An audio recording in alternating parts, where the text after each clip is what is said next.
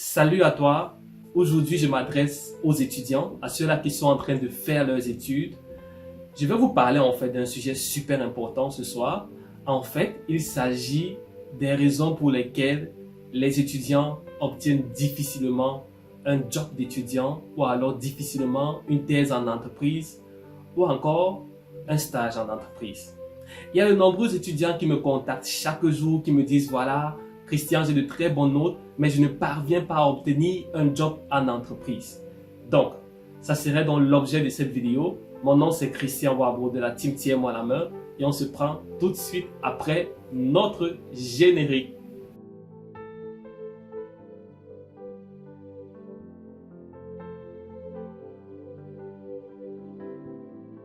Donc, comme je t'ai promis, je vais te donner les raisons pour lesquelles tu obtiens difficilement un Werkstudent ou alors un travail d'étudiant, un stage ou une thèse en entreprise. En réalité, il y a de nombreux étudiants qui pensent que du moment où j'ai une très bonne note à l'école, alors il sera facile pour moi de m'intégrer dans le milieu professionnel. Alors, si c'est ton cas ce soir, sache donc que tu fais une très grosse erreur. Il ne s'agit pas nécessairement d'avoir une très bonne note pour obtenir un Werkstudent, mais il faudrait faire preuve d'autres compétences dont je vais te faire part dans cette vidéo. La toute première raison pour laquelle tu n'obtiens pas de Werkstudent ou alors un stage ou une thèse en entreprise, c'est que tu essaies de faire comme tout le monde. Tu vois tes camarades aller porter le carton en entreprise, ce qu'on appelle le Lagerarbeit, et puisque tu veux rapidement de l'argent, tu ne prends pas de la peine de travailler déjà sur toi, bien que tu sois étudiant, de travailler sur toi afin d'obtenir un Werkstudent ou un travail en entreprise qui passe avec ton domaine. Donc, pour toi, si tu es dans ce cas de figure, je te conseille déjà de prendre conscience que tu ne dois pas attendre finir tes études avant de t'affirmer dans le monde professionnel. Tu ne dois pas attendre finir tes études avant de te dire « Ok, j'ai des compétences requises pour le milieu professionnel. » Parce que la vérité, c'est que dans le milieu professionnel, on n'attend pas juste des compétences techniques, mais on attend aussi des compétences non techniques qui sont des compétences comportementales. C'est-à-dire savoir travailler en groupe, savoir bien faire un projet, etc., etc. Donc, il y a même d'ailleurs de nombreuses personnes ayant de très bonnes notes, mais qui sont toujours en train de porter les cartons parce qu'ils essayent de faire comme leurs camarades. Alors, si c'est ton cas aujourd'hui, essaye de prendre les bonnes habitudes, essaye de te comporter autrement. Dis-toi déjà que avant même de finir tes études, tu es déjà un petit ingénieur ou bien une petite ingénieure. Et là, tu pourras te prendre un peu plus au sérieux. Parce que dès lors que tu ne te prendras pas au sérieux, personne d'autre ne va te prendre au sérieux. Ceci étant dit, je passe à la deuxième raison. La deuxième raison pour laquelle tu n'obtiens pas ton Werkstudent, une thèse ou alors ton stage en entreprise, c'est que ton CV est complètement vide. Ah oui, je sais de quoi je parle. J'ai eu à accompagner de nombreux étudiants et parfois je me casse la tête pour pouvoir perfectionner leur CV, pour pouvoir réussir à rehausser leurs aptitudes. Parce que de nombreux étudiants ont du mal à pouvoir remplir un CV. Ils mettent dans leur CV tout ce qui est inutile et ce qu'il faut mettre, ils ne mettent pas. Je te comprends. Je sais que c'est difficile parce que moi, j'étais aussi étudiant et on n'a pas toujours appris comment faire un bon CV. On attend simplement le moment où on va chercher le travail et là, malheureusement, il y a beaucoup de difficultés auxquelles on fait face.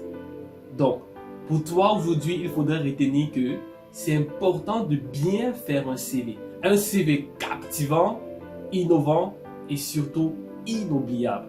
Tu dois réussir à mettre en avant tes aptitudes. Ne te dis pas que tu ne sais rien faire. Non, tu as des compétences. Tu dois réussir à savoir quelles sont tes compétences. Tu dois réussir à savoir qu'est-ce que tu sais faire. Qu'est-ce que tu as déjà eu à faire. Ne pense pas seulement dans le cadre de l'Allemagne, si tu viens d'Allemagne, mais pense aussi aux choses auxquelles tu as eu à faire par le passé. Au pays peut-être, si tu es au Cameroun, donc pense à ce que tu as fait dans l'enfance. Toutes ces compétences-là vont réussir justement à mettre en avant une personnalité, à mettre en avant quelqu'un qui sait faire quelque chose. Tu dois réussir à mettre en avant ce qui est important. Et si tu as des difficultés, réellement, contacte-moi, contacte la team Tiens-moi la main. On va très certainement t'accompagner dans la recherche de ton travail en tant qu'étudiant, dans la recherche de ton stage académique et surtout dans la recherche de ta thèse en entreprise. Et me voici déjà à la troisième raison pour laquelle de nombreux étudiants ont du mal à trouver un Werkstudent ou alors un travail en entreprise. C'est qu'ils copient les lettres de motivation de leurs camarades. Ils ne savent pas créer les lettres de motivation. Ils ne savent pas réellement motiver le recruteur ou alors la personne qui lira ton dossier. Ils ne savent pas comment faire une lettre de motivation. Pour eux, la lettre de motivation, c'est simplement réciter ce qui se trouve déjà dans leur CV. Ou alors, de prendre la lettre de motivation d'un camarade, simplement modifier le nom et parfois même ils oublient de modifier le nom et ils postulent avec cette lettre de motivation. Donc, si c'est ton cas ce soir, essaie de te dire et pense-y réellement. Quand tu postules dans une société, il y a de nombreux autres étudiants comme toi qui ont postulé pour cette même société. Moi, en tant que recruteur, qu'est-ce qui va m'attirer vers ton dossier? Si ce n'est 1. La forme, 2. Le fond. Surtout un fond qui t'identifie en tant que personne. Parce que tu sais, nous sommes des milliards sur Terre, mais tu es unique. Tu es une seule personne. Ne prends pas l'identité de quelqu'un d'autre pour faire la tienne. Et c'est aussi pour ça que la team Tiens-moi la main est là. Tous nos dossiers sont mesurés et sont identifiés aux candidats qui nous contactent. Nos dossiers ne sont pas des dossiers où on va trouver chez tout le monde.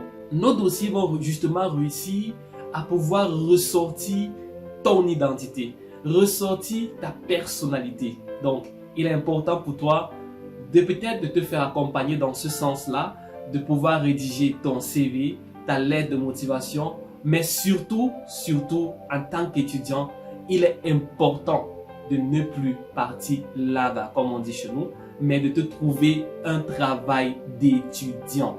Parce que ça va t'aider.